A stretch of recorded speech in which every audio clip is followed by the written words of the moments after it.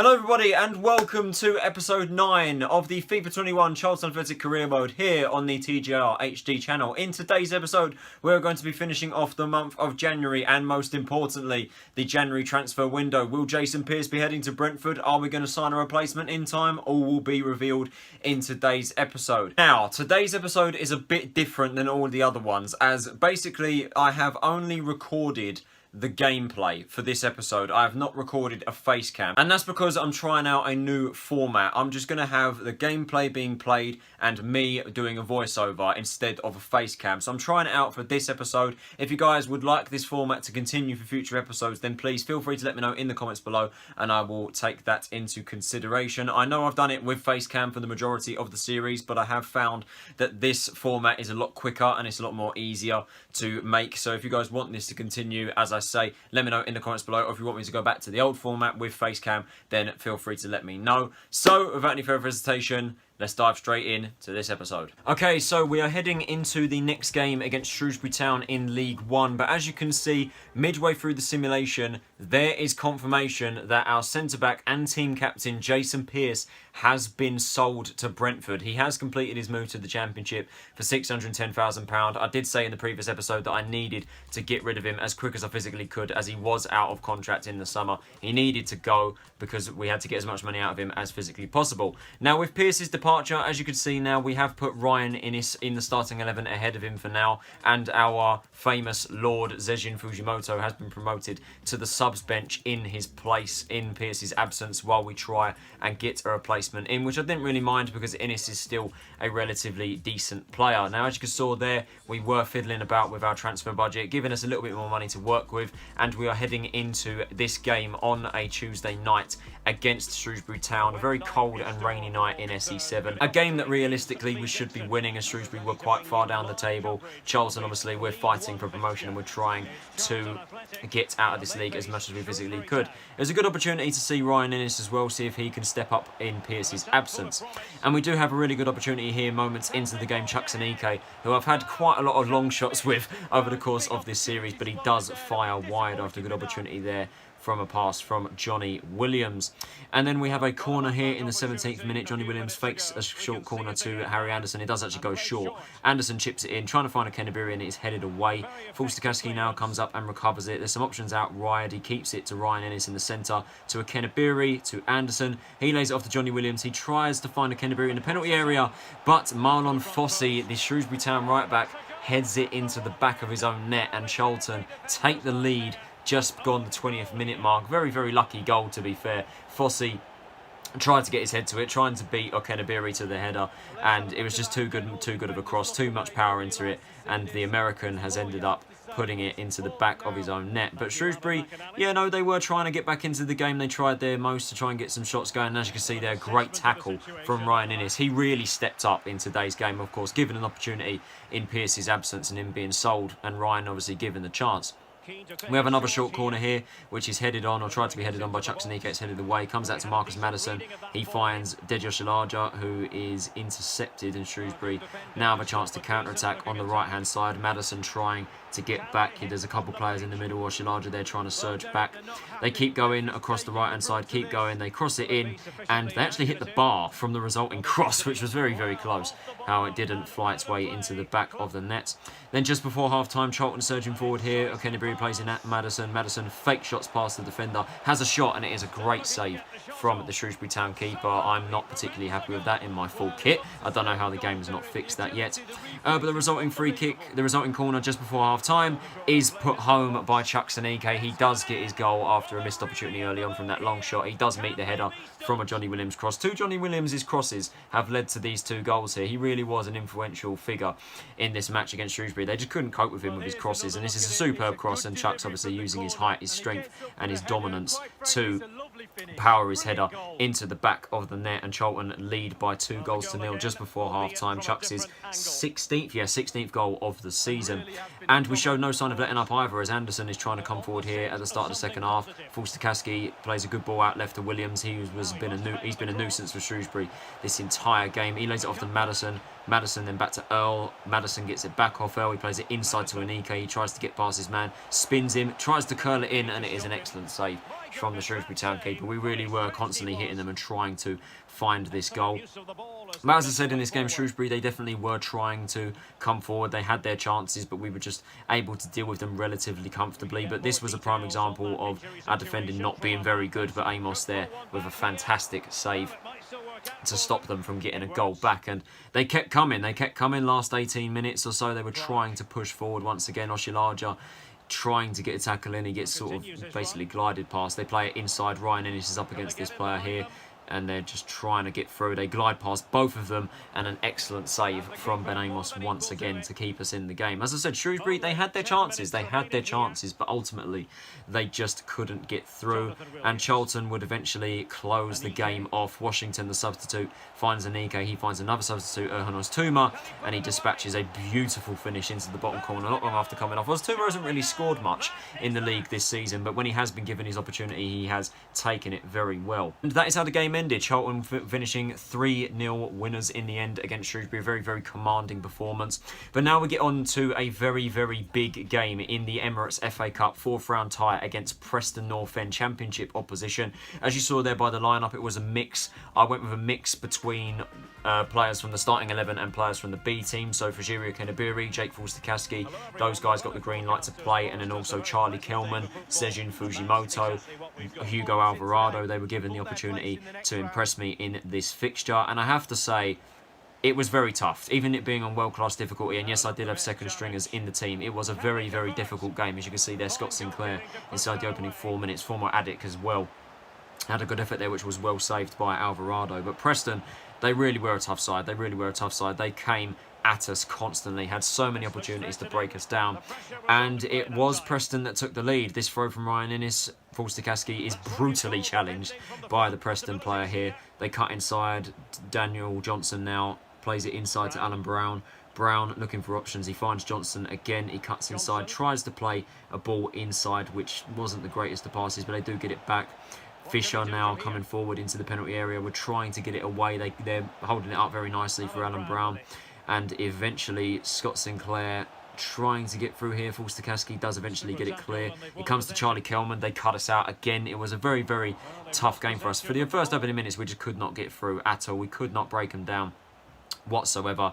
And eventually Preston did take the lead. As you can see here, Scott Sinclair completely unmarked there on the left-hand side. I don't know where Luke Hemerick was. He, of course, part of the first-string squad, got a chance to play today. He was just absolutely nowhere near Sinclair, and it is just the easiest goal of Sinclair's career. And we are, rightly so, 1-0 down. As I say, Preston were a very tough opponent, and obviously this would be a really good test, as obviously this will be one of our opponents that we'll be up against in the Championship next season. If we're to go up and they're to stay in that division, they could well go up or down. But after their goal, I have to say, we really did grow back into the game. Fajirio Kenabiri there with a great opportunity to try and find the back of the net, but it was well saved by their goalkeeper. Not long after Preston scored, we really did get back into the game. We were having chances of our own. There's an excellent tackle from our Lord, Sejin Fujimoto. He plays it to Luke Hemerick, who has a great opportunity to dart forward and create an attack. He's darting forward. He plays it inside to Charlie Kelman. Kelman plays in Gilby. You saw Oztuma there making the run on the right side, but he plays Mohamed Shawar in, who made a great one on the left-hand side. He bears down on goal. He has a shot a bit too early on, but the keeper does make a good save. And as I said, we really were coming at them after they found the back of the net, and we really were trying. Alfie Doughty here tries to cross it in to Charlie Kelman, and it was a great effort, but it just could not get a good shot on it, and unfortunately it was blocked. But we get it back through Hemerick. He plays Oztuma now to Shawar. Shawar, he's got options on the right side. He plays Kelman in. Kelman crosses the ball in the box, and there is a Kenabiri who absolutely lamps it into the back of the net to make it 1-1. He runs straight over to the camera and celebrates. A massive, massive goal for him and for the club. Obviously, he gets an opportunity to play against Championship opposition, which is what he probably will be doing next season, and hopefully he will be scoring against these sorts of clubs in the Championship next season. And it is a brilliant finish, by the way. What a cross in by Charlie Kelman, and a superb volley on the weak foot as well from Kenabiri. Watching it again here, absolutely cannons it into the back of the net. And as I said, after Preston scored their first goal, we really did come at them, but It was a very, very end-to-end game. Sinclair there once again having another opportunity. A superb save by Alvarado. He had his day. He had his good moments. He had his bad moments in this game. I mean, he's still very inexperienced. He's only like 58 rated or something, so he was bound to be leaking in goals. But Preston did very nearly take the lead here. I have no idea how Jayden Stockley has not found the back of the net. Of course, Stockley currently a Charlton player right now in real life. I don't know how he's not put that in the back of the net, to be honest with you. We put it on a plate for him. And then the resulting goal kick, Alvarado plays in Fujimoto, a short cross. He darts forward, plays in Kelman, who plays in Gilby. Kelman gets it back. The defender tries to tackle him. He keeps going, and he finds the back of the net. A really, really good finish from the American that we signed in the summer. And Charlton, against all of the odds, with a fairly weak squad, lead Preston by 2-1. An excellent performance from the Addicts. As I said, we really turned this game around after Preston took the lead. We were having our chances, we were coming at them big time, and I have to say, that goal came through Fujimoto's drive. I drove forward with him, I played in Kelman back to Gilby, Gilby back to Kelman, and Kelman very nearly got tackled, but he done very well to keep his own and smash it into the back on corner, and the momentum is with Charlton. As Fujimoto here, they go right down the other end, and unfortunately they do find the equaliser through Daniel Johnson, and he gives us the ears and tells us to shut up, which is just... It's a little bit tin pot, I have to say, with a Championship side going up against a League One opposition in with a weak squad. It is a little bit tin pot, isn't it? But it was an excellent finish, rattled the crossbar, superb goal, nothing we could really do about it.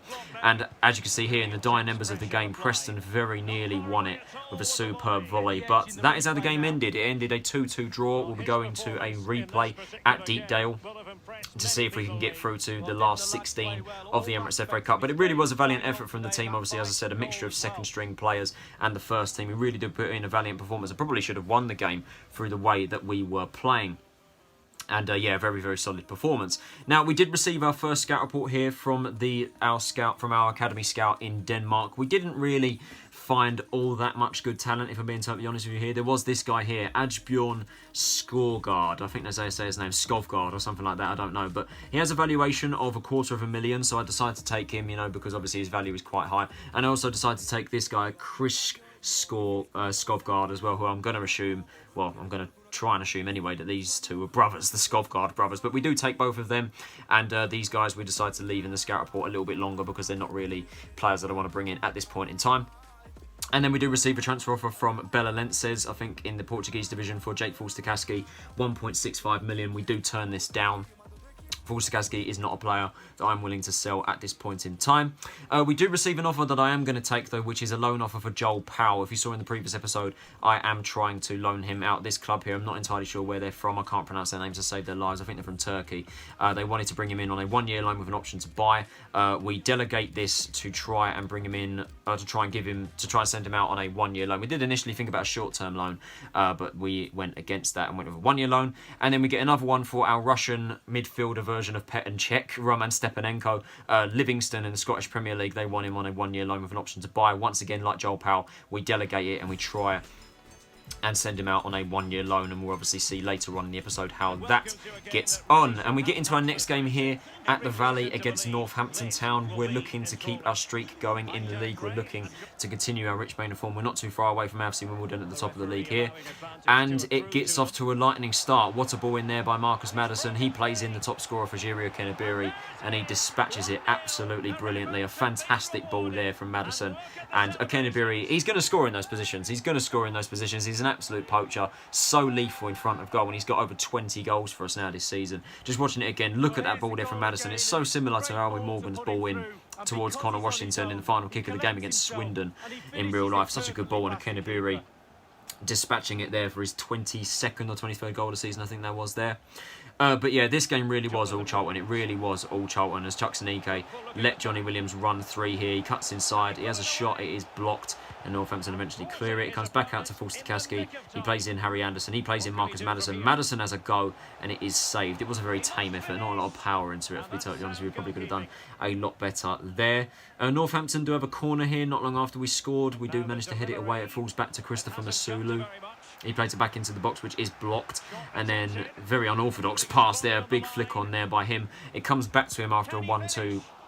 After that flick, but it was saved by Ben Amos comfortably, And Charlton now hitting them on the counter-attack. Hemrick plays in Anderson. Anderson thought about a pass to Okenabiri until he went offside. We keep going with Anderson. We've got a good opportunity to cross it in here. We do cross it in, and Okenabiri does meet the header, and it is saved by the keeper. I think it actually did come off him, literally just hit him as he was standing still. I'm not particularly happy. Once again in my full kit. Again, I don't know why that's not been fixed. The resulting corner, we play it short. Maddison swings it in. Not great, but it does come to Chucksanike, and he does find the back of the net for 2-0. A second goal this episode where Anike has scored from a corner. And that was a little bit of a scrap fest, if I'll be totally honest with you. It wasn't the best of crosses in by Maddison at all. Anike, I think, managed to get a touch through it. Somehow managed to get it past the Northampton players and found its way into the back of the net. Sort of smashed it in, as you can see here. The Northampton player actually does get a touch through it first, and Anike pounces on it and drills it into the back of the net. In the second half, as you can see here, they do clear away an opportunity. Jossel with an excellent touch. He drives forward, plays in Anike. He plays in Okenabiri, who is fouled, and a penalty is given. I have to say, a very controversial penalty decision, because Okenabiri could very easily have gone on and probably would have scored from this opportunity. If you watch it again here, he basically just trips him up a little bit, and Okenabiri can very easily bear down and try and get hold of the ball again. I've seen this game so many times. They give penalties for that so often. But yeah, Marcus Maddison steps up to take a penalty. I put it in the bottom right, and the keeper saves it with his legs, unfortunately. But not that that matters anyway, as they try to clear their lines. Maddison intercepts it. He plays in Okenabiri. The keeper comes out, and I tramp it across the box for Anike's second of the game and Charlton's third of the afternoon in the 53rd minute. We've absolutely controlled this game. Just a shame about the penalty miss, but Maddison done really well to put the Northampton player under pressure. Kicked it straight to him. He plays in Okenabiri. It was a little bit heavy. The keeper came out, but Okenabiri just about got there before the keeper could get his hands on it. He pulls it back, and Chucksanike has an open goal, and he is not going to miss from there. And as you can see, we were pretty much in cruise control at this point now. 5 minutes after we made it 3-0, Northampton trying to work it through the middle of the pitch. And there is, I think, another example. Yeah, an intercepted there by Oshiladri. Gives it away, though, straight away. Northampton trying to come forward here. Right side with Nicky Adams. Crossed in. Headed away by Ryan Innes. It comes back out. They have another shot, and it is blocked again by Ryan Innes. This episode, Innes really did step up. He really did show his worth. He was absolutely superb this game. And he really was brilliant. Took his chance really well with the absence of Jason Pearce, and with us obviously not signing a centre-back yet. And through that absolute brilliant defending there by Ryan Innes, Charlton do make it 4-0. Chucksanike does get his hat-trick. Okenabiri unselfishly laying it off to him. You could say very trampy, very sweaty, but I just had to make sure of the goal. And I wanted Anike to get his hat-trick. I must say, though, it was a very bad finish. Oztuma, the substitute, plays in Okenabiri. It's not the best cutback in the world. It nearly goes straight to the defender, and Anike half scuffs it with his weak foot. But nonetheless, a goal is a goal, and it goes in the back of the net. And we showed absolutely no signs of letting up whatsoever. Oztuma very nearly scoring goal of the season. A superb curling effort there towards the far corner, which does... It's only a whisker away from going in. You can see the defender there putting his hand in there. Very nearly comes off his hand for an own goal. As you can see, they're very close there off the post. But obviously, as you can see on your screen now, Ryan Innes was subbed off for Lord Zejin Fujimoto. I just wanted to see how he fared with a few minutes to go. And his inexperience costs us quite badly in the 87th minute, as he does give away the penalty. This isn't the first time that Fujimoto has done that. He done it at Fleetwood away earlier on in this career mode. As you can see here, I tried lunging in for a tackle. He was nowhere near the ball, and then he's lunged in there. He's got it all wrong. That's his inexperience. But he is 16. He's still learning. But unfortunately, Northampton do convert from the penalty spot. Sam Hoskins scores, sends Amos the wrong way. And our clean sheet's gone, which is a little bit disheartening to say that we didn't get a clean sheet. But that is how the game ended. That is how that one ended. Charlton coming away with 4-1 victory. A very commanding performance. Very dominant. Anike, as you can see there, coming away with the match ball. A very good performance from him. Very well done by Fejiri Okenabiri as well, unselfishly providing him with the ball for his final goal. And Anike really did have a fantastic performance that afternoon, and we come away with a very vital 3 points. As you can see now, Joel Powell, we do reach an agreement with this Turkish club to take him on a 1-year loan. We do accept that. As a matter of fact, I'm sorry, a short-term loan, it says there. We do accept that. And Livingston agree a 2-year loan with Roman Stepanenko to try and get him out on loan. And now we get into the business end of the transfer window. We're trying to find a new centre-back here to replace Jason Pearce. My number one target was Manchester United's Teden Mengi, and he was available for loan previously. But unfortunately, they did, for some reason, take him off the loan list, and they said that he's no longer available. which was really annoying, and he said he's unwilling to relocate at this time, and we didn't end up getting him. And the same there for Sepp van den Berg as well from Liverpool. We tried to get him as well. He was also available for loan, but for some reason Jurgen Klopp took him off the loan list, and he was then unwilling to relocate, so we couldn't get him. But as you can see on the screen here, we did eventually get in with Ethan Ampadu from Sheffield United, which would have been an unbelievable signing had we have pulled it off. And we do try and go in for a basic loan agreement. We were thinking about a short-term loan, but I tried to get him on a long-term loan, 1-year loan. Chris Wilder comes back and says, no, we want a short-term loan, which I'm thinking, yeah, I don't mind that, to be honest with you. I don't mind keeping him until the end of this season, then we can try and loan him in again in the Championship, I guess. His wages weren't too bad either, so I offer that I'm willing to split the wages 50-50. £3,900 a week is absolutely fine. And we come to an agreement, so I'm thinking, okay, there's light at the end of the tunnel here. We could get Ampadu in. And as you can see here, we are now on transfer deadline day with 9 hours to go. We skip ahead. Is the Ampadu deal going to go through?